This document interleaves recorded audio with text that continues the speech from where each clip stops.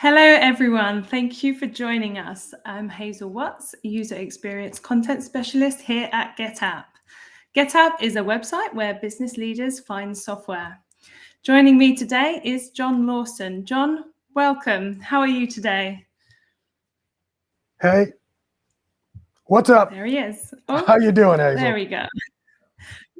Good. I'm good. How are you? Super fantastic, fabulous, all those good words that you make up for webinars.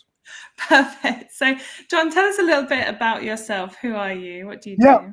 Yeah, of course, like you said, my name is John Lawson. I am the CEO of ColderICE Media, and we help small and medium businesses with marketing and automation and all the good stuff around e-commerce. So I don't know. Fantastic. I would call myself an e-commerce specialist. But that makes sense. Yeah? That's why we got you here today. So before we jump into the discussion, I'd like everybody watching, I'd like to encourage you to submit your questions, participate in this conversation. We'll try to answer as many of them as we can, probably towards the end of our conversation with John today. We want to hear from you. Like, what challenges are you most facing at the moment when it comes to getting ready for the holiday season? Is it about serving your customers, managing your website effectively, or is it making the right decision about your tech stack? So please let us know in the chat, what are you facing at the moment? What questions do we have for John right now? So John, we're here today to talk about the holiday season. It really starts with Halloween, doesn't it? I mean, and it goes right through to the end of January, but they aren't the only dates that we have to think about. There are other key selling dates right now. And these aren't just popular in the US now. Many of them started in the US, but provide opportunities globally. So let's go through them. What are they? Okay, so as we're preparing for these upcoming holidays, some of the biggest opportunities that many businesses can take but seem to be somewhat missing out on is marketing around some specific holidays during the fourth quarter.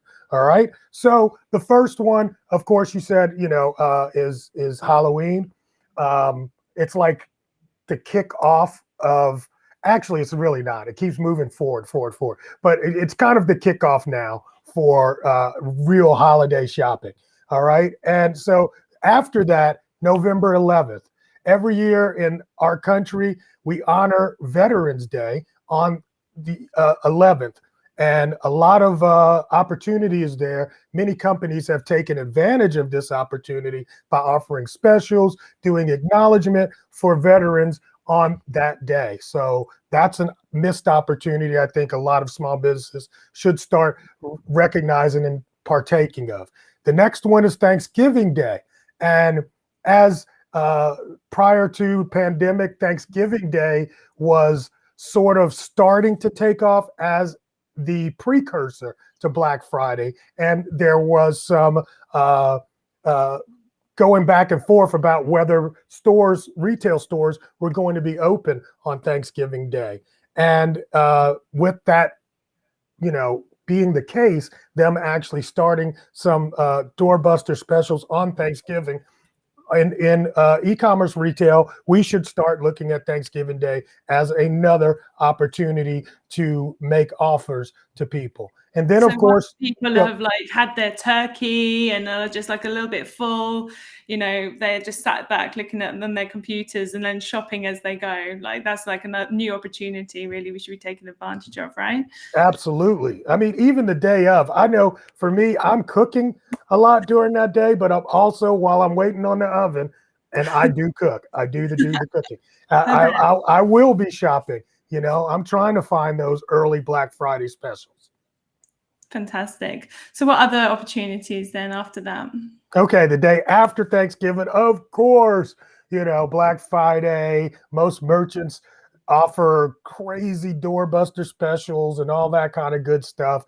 It's an opportunity for you to get in front of your people, but recognize it's really big retail day, right? For big retailers. So if you're an SMB, you might get a little bit overlooked. And because of that, American Express came up with something called Small Business Saturday, which is the day after Black Friday on November 27th. This holiday was created to support small businesses and A lot of retailers don't even know it's there and they still haven't participated. But Shop Small is the hashtag Shop Small. And people are looking for that to support local and small retailers when they participate in Small Business Saturday on the 27th. Cool. Okay, so how do you promote both at the same time? Both of which? Well, I mean, you've got like small business, but you've also got Black Friday as well, which is on the Saturday. So how can you take advantage of both of them? I mean, you just look, we have the opportunity to make offers. That's all you need to do is make offers. And people often think when I say make an offer that you have to have a sale. You don't necessarily have to have a sale just to make an offer. You want to be top of mind when people are doing shopping, and gift giving. So every day, all of those days, you should have specific messaging and notification for that day, and also take advantage of the hashtags for those days. That's true. Yeah, and I suppose if you get your web builders, you can get your home pages ready in advance, making sure that your messaging is for that day, and obviously when it goes live, it's ready with that new message and the new deals maybe that you've got for those days. So absolutely. Yeah. And you've also got Green Monday, isn't that right?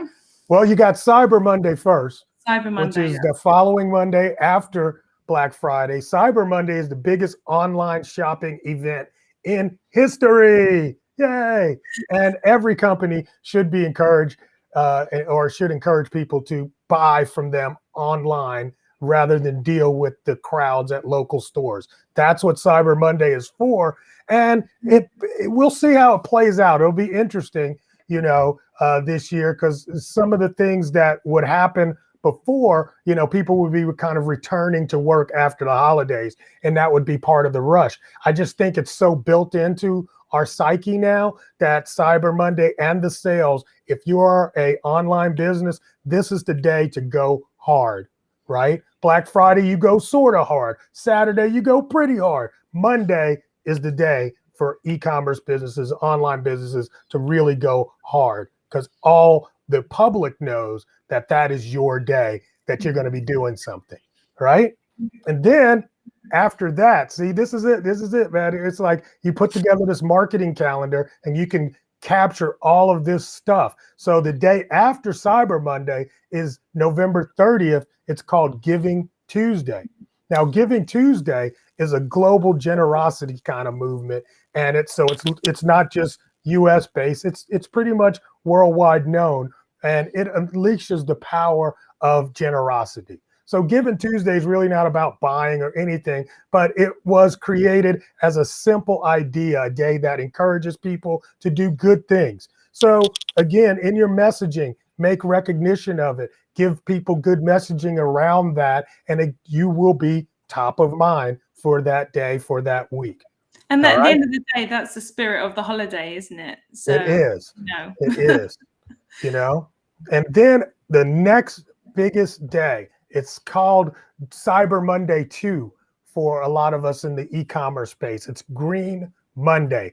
Green Monday is always the second Monday in December. So this year it's December 13th. It's the second biggest online shopping day and the biggest online shopping day in December. And it falls, like I said, always on the second Monday of the month. That's when shoppers realize they only have about 10 days left for Christmas shipping, Yeah. And being a Brit, I thought when you said Green Monday, I was like, oh, is it to do with like environment, or is it to do with, I don't know, something to do with Christmas trees because they're green? But no, it's not, is it? No, it's about the money. It's about the money and the green. It's the greenbacks, the money. So that's a big day. All right. And then the next day after Green Monday is, guess what? Let me think Free about it. shipping day. Free shipping day is December 14th. And a lot of online retailers are already planning for their offerings on free shipping day. Many retailers will offer free shipping as a way to compete with the bigger online players, like who we're talking about, right? So if you're dealing with Amazon and those guys and the way they're they do their free shipping, and maybe you're a small retailer and you don't often order or have free shipping on everything. This is the one day to do that. If your business hasn't already started offering stuff for this, the incentives now are great. And this year will be a fantastic time to start. Free shipping day, December 14th. And since I'm on the call with a Brit, December 26th, I think, like you said, some of the holidays are going one way. I think Boxing Day is starting to come back this way. Really love Yeah. Boxing Day. Right. See, everybody likes it. It's great. Yeah. And if you do, international shipping, this is primarily known as a big shopping holiday. It originated in the UK, and it's also celebrated in a lot of other countries, like Canada and stuff like that. So Boxing Day, December 26th, make something up. Take Great advantage. to hear that it's made its way over to the US. Nice. We like that. It's working. Fantastic. It's working. I think as they hear this, they'll be like, let's do something. Any opportunity to be selling. So that's right. Great. So, right. Then last one. All right. New Year's Eve day. Okay. And I don't think a lot of people think about New Year's Eve day. However, on New Year's Eve day, if there are things that you actually make and do for the new year, why not put those on sale right at the end of the year? That's the time to tell people, look, we want to get out as much inventory as we possibly can, because for us, if you're doing, the regular year, 12-month calendar, inventory that's sitting in your warehouse is taxed. So it's a good time to get rid of inventory. So as we approach the end of the year, between, Boxing Day and the 31st, start really trying to move stuff. Fantastic. So there you go. Great. Well, we got a full list. So we better get those pages ready. So obviously at the moment we're seeing a bit of a major global supply chain problem. And so what do you think some of the main challenges at the moment for SMBs who are trying to compete at this time of year? It seems that I'm hearing two sides. It depends on how much inventory you bring in and how you bring it in.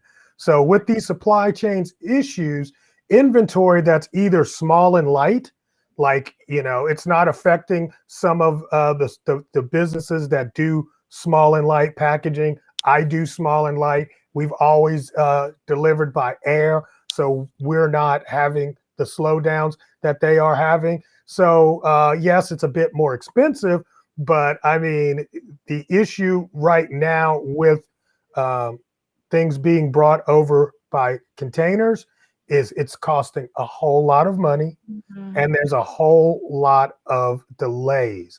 What that is making happen is that those who have inventory that's already in stock on the shelves are going to possibly see an advantage this fourth quarter. So it's going to be interesting.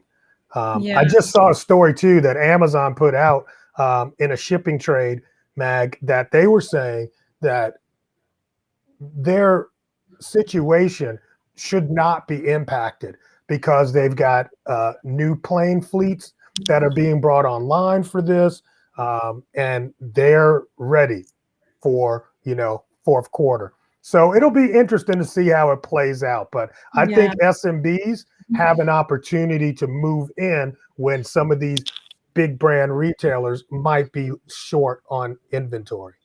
That's interesting.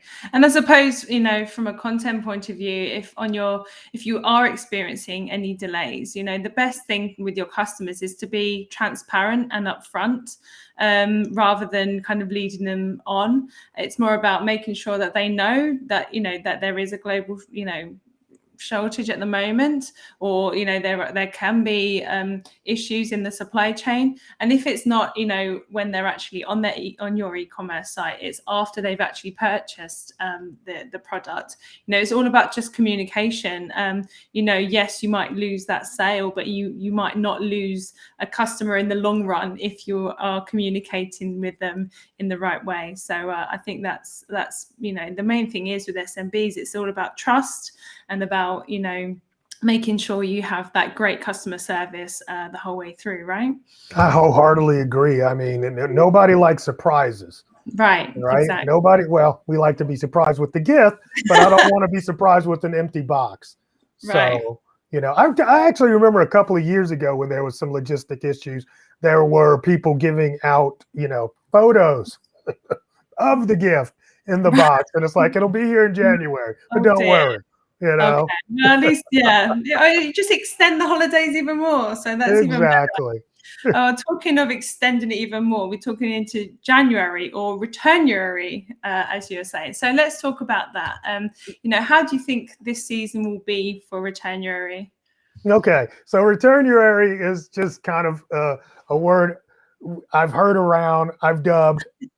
I love it because January is the time that you have to get prepared for the returns, right? You don't want to be overwhelmed by the returns, or you don't want to have a surprise where you thought we had a great quarter and then all of a sudden we're giving it all back in January. So retailers should expect returns, and you should also have an extended return period, pushing it back to the end of the first or the second week of January. The longer, the better, honestly.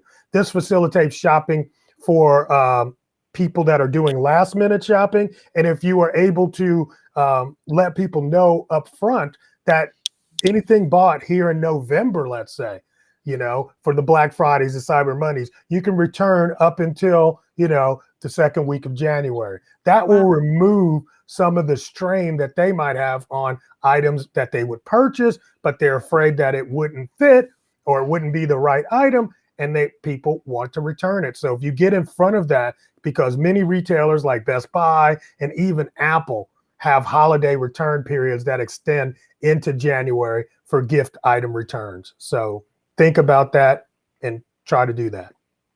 Because Amazon is kind of conditioning a lot of the customers these days, aren't they, in terms of what they expect in terms of returns. You mentioned to me before that you were automating a lot of the returns. Can you tell me a little bit about that? Well, basically, if somebody comes, and again, like I said, I've got small and light and low cost items. It actually costs me more money to process a return, right, than it is if I just tell you to keep it and give you your money back. Wow. Now, so what you want to do is you want to see and think about what is best for your business. But if we don't have to deal with returns, we can actually, it's probably like a short loss leader, but it's easier on the back end for all of our processing not to have to deal with the returns. Just like, hey, go donate that, here's your money back. It just makes it easier for what we're doing, because 90% of the times people have opened the package, I can't do anything with it, and I end up throwing it away anyway. So, I mean, if that's the case for some of your stuff, don't be afraid to make that offer. I wouldn't post it, on my site, but I would definitely, once people start calling in and asking about the process, or making sure that when they're going through the return process, this pops up as the option and they take that option and then we move on. It's just automated, easy. Are you concerned of people taking advantage of this though? And how do you kind of recover those costs? Is it in insurance? Tell me a little bit about that. Yeah, well, I mean, like I always tell people, if I was to open up a candy store, a walk-in candy store, I know that there's going to be some Snicker bars that walk out. Retail locations have a shoplifting ceiling or bottom line. They know X amount of stuff is going to just disappear. And I know X amount of stuff is going to be returned. So if I understand that 3% of the things going out might be returned, if that 3%, when I look at that 3% and say, I don't really need that back, it becomes part of the cost of the goods sold, right? So I can write that cost off because it's a loss, and I just keep it moving. So I don't know. It's all in the numbers. It's all in the numbers. Yeah, I suppose it's just about, trying and try, fail, and move on. It's kind of like everything you do, at this time of year. So obviously, we are kind of going to be competing with, the big dogs, as they say. So what is the opportunity then for small businesses versus, the big sellers at the moment? I mean, it's personalization of service. Right. That's, I think, one of the things that you have the opportunity to pull off and even automate with a lot of the tools today, where people feel like they're getting a much more personal vibe when they're dealing with your small business versus the big box retailers. I mean, honestly, when I buy something off of Amazon, I am not expecting any kind of personalization. I'm not really expecting them to treat me any specific sort of way. But you and I, with the small businesses, we have an opportunity to really touch and make a difference when it comes to shopping with us versus the online big box retailers. So take that opportunity and make it special for them. Yeah, and I suppose we've definitely learned that as well over COVID. Definitely those mom and pop shops, people are able to kind of deliver to people, when they need it most. So yeah, that's some great advice. Yeah. And finally, what kind of role do you think software plays, in helping small businesses? Well, I mean, look, we're e-commerce. So the E really stands for software. It's electronics. So you can't do an e-commerce business probably without these 7 software solutions that every small business kind of needs. First, you got to have an e-commerce platform, right? So that's where, looking at GetApp and making some comparison will actually help you look at some of the different platforms and what people have to say about it. And then, of course, you need digital payment processing systems because you got to be able to get the money. Email marketing platforms, you got to have a way to keep in contact with those customers and make those offers like we're saying. So I just gave you the list of all the dates. Now you can start putting the email streams together and have them fire off automatically. All right. Next thing you need is analytics and tracking. I mean, come on, you got to have at least Google Analytics, if nothing else, right? And then shipping service integrations, things like the Ship Stations, Ship Easies of the world, those things really make a difference, especially at times like this where it gets very brisk and robust. You've got products in multiple places and you want to get it all out in a organized way. Shipping solutions help with that. Social media management tools, and then finally, customer relationship management software. So those are my 7 that I think you should really have. I suppose I could add one to that. I was going to add one, but I've been thinking about another one. I would say A/B testing software. It's kind of like from my UX side of things. But, if you've got this increase of traffic right now, in terms of the holiday season, this is the great time for you to be testing, what buttons work, maybe it's a color, maybe it's, the amount of content that you have on a page, maybe it's the thing that you put on the your homepage, your products, what's most successful, and you can kind of pick and see the traffic, what's doing better, and then you can make decisions as you go to kind of improve your site. So that would be my software tip. Okay, we've got a few questions coming through, John. Now, first we've got Ross Bullen. He's based in the UK, so we've got a worldwide audience here. So he'd love to ask, what are the top 3 tips for a UK-based e-commerce startup with a limited marketing budget? Marketplaces. I mean, I like marketplaces, and when I say marketplaces, that's like the Etsy, eBay, even Amazons of the world. And what they have that you can't afford at the time is a audience. So what they do is they bring an audience to their platform, and you're able to get your products in front of that audience. So don't overlook marketplaces. Yes. The other one is smaller marketplaces, and they're not that small anymore. But places like Facebook, you would. It's pretty incredible that there are business models now that are being created in e-commerce and drop shipping simply through the Facebook marketplace. It's that much traffic, and I'm sure the UK is every bit as robust as the US market. Don't overlook something like that. And then finally, the obvious is social media. Social media takes work, and you don't have no money, so you can work, right? So work your social media. It is a longer play. It's not like you're just going to do it once and all of a sudden everybody's going to buy your stuff, but have, a 3 to 6 week plan where you're going to go live every day or have some kind of content on that platform every day. Over time, you will build an audience, and that audience will become your customer base. Brilliant. Yeah, great advice there. And what else do we have here? So should businesses factor in the discounts they offer the holiday season into their pricing during the rest of the year? I guess that's a weird question. It's not a bad question, but I've never thought about actually extrapolating it over the course of the year.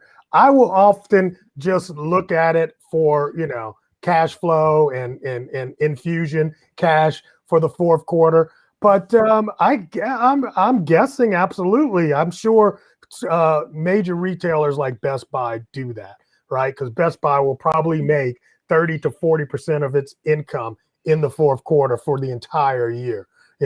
So I'm sure that is a factor and could be a good factor. I haven't done it, but I'm lazy. Brilliant. And if a business doesn't know when it can deliver a product due to supply chain issues, how should it communicate and present the delivery dates or speed? Yeah, that's a catch-22, because once you make a promise, people expect you to keep the promise. So whatever it is that wherever you are and whatever decision you make in terms of communicating, double your communications, maybe triple your communication, because every time you communicate with the person about their whereabouts of their item, it resets their expectation. So the more you communicate with them, the less likely you are going to have an issue, right? So just keep them in the loop and let them know you are empathetic to their situation. It's not about you. All right. So I can't stand when I tell a company, I got such and such and where's my stuff? And their immediate response is, well, we've been working really hard with this other company. And I'm like, bro, that has nothing to do with me. It's not about your company. It's about me and my feelings. Keep that in mind when you're talking to them. And finally, what's the most important factor when choosing like a website builder to build a store or e-commerce store? I think all told, the best e-commerce platform is the one you know how to use, right? Honestly, there's a baseline. E-commerce and e-commerce platforms, I'm going to give it 15 years. The industry itself's been around for 25 years, right? In the last 10 to 15 years, we've had a lot of these platforms coming out. There is a baseline of things that every platform does. They're not really all that different, people. They're really not all that different. The only difference is the interface and how you are able to move things around. And the one that you understand the best is the best for you. Yeah, and you can check out the different types of e-commerce sites on GetApp, and you can compare, look at reviews. You can look at the different features, what works for you, because all of them also seem to have kind of a niche as well, depending on what you're selling as well. So yeah, go to getapp.com.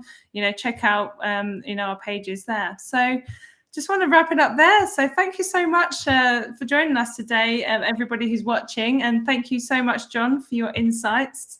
They've been fantastic. If you want to learn more tips on how to optimize conversion for your e-commerce site, we've just released a guide on how to boost conversion on your e-commerce site. It's a nice, real interactive page where you can sort of see all of those, like, all those tiny, you know, UX points that you might be like, oh, I hadn't thought of that, or, you know, maybe I could change a button here. You know, all of those tiny things that are going to add up when you know, you do it en masse and you have, you know, lots of traffic coming through your, you know, through your site from this holiday period.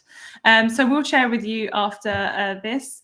Or just head up to our website, as I said, getapp.com, where you can compare software, read reviews, and so much more.